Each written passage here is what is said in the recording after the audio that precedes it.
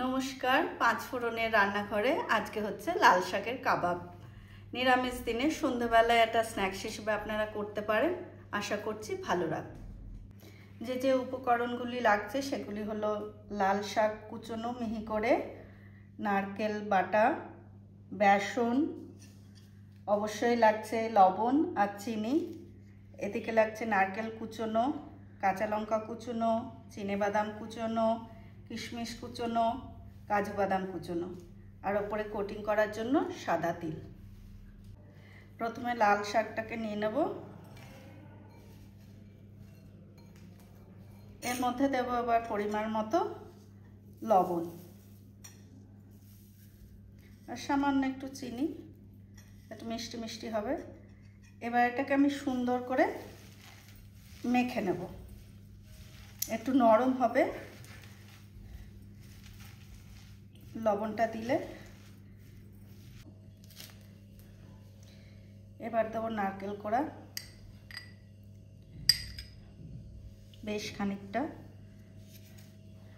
তারপরে দিলাম নারকেল কুচনো, লঙ্কা কুচনো, যে যেরকম ঝাল খাবেন সেই অনুযায়ী, চিনেবাদাম কুচনো, কিশমিশ কুচনো, আর দিলাম কাজু বাদাম কুচনো।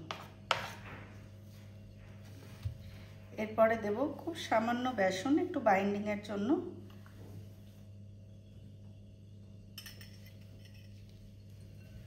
এবার সুন্দর করে মেখে নেব। এবার সুন্দর করে নিয়ে হাতে গোল করে নিলাম, হাতের তালুতে রেখে, তারপরে তিলে কোট করে নিতে হবে।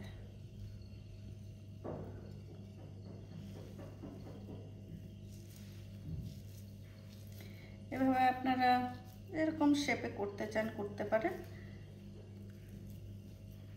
আমার তো মনে হয় গোলটাই বেশি সুন্দর লাগবে দেখতে। এইভাবে আমি সমস্ত কাবাবগুলো গড়ে নেব, তারপরে আসছি আপনাদের কাছে। এটাই আমার লাস্ট। তো আমি এটা যেমন তিল দিচ্ছি, আপনারা ইচ্ছা করলে এর জায়গায় পোস্তও দিতে পারেন, পোস্ত দিলেও খুব ভালো লাগে। এবার আমার কাবাবগুলো সব গড়া হয়ে গেল।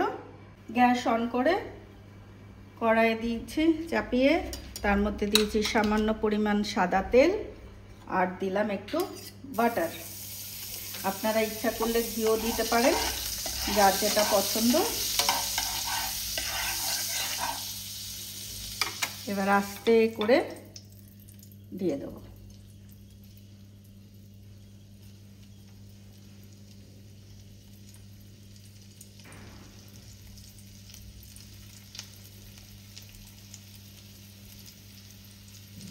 বেশ সুন্দর দেখুন বাদামের মতো হয়ে গেছে।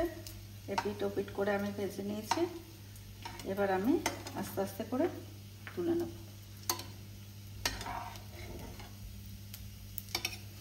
আমার লাল শাকের কাবাব তৈরি হয়ে গেছে। সুন্দর করে প্লেটিং করেছি, একটা বোট বানিয়েছি শসার, তার মধ্যে দেব আপেলের চাটনি। রেসিপি জানতে চান? অবশ্যই কমেন্টে লিখুন। সুন্দর করে সাজিয়ে দিলাম, আর একটু দিয়েছি কুরকুরে আলু ভাজা, বাচ্চাদের খুব পছন্দের, বাচ্চাদের কথা ভেবেই দিয়েছি। সুন্দর লাল লঙ্কার ফুল। ব্যাস, আমার তৈরি লাল শাকের কাবাব। তৈরি হয়ে গেল লাল শাকের কাবাব। আপনারা অবশ্যই বানাবেন আর আমাকে কমেন্টে জানাবেন কেমন লাগলো বানিয়ে। আশা করছি ভালো লাগবে।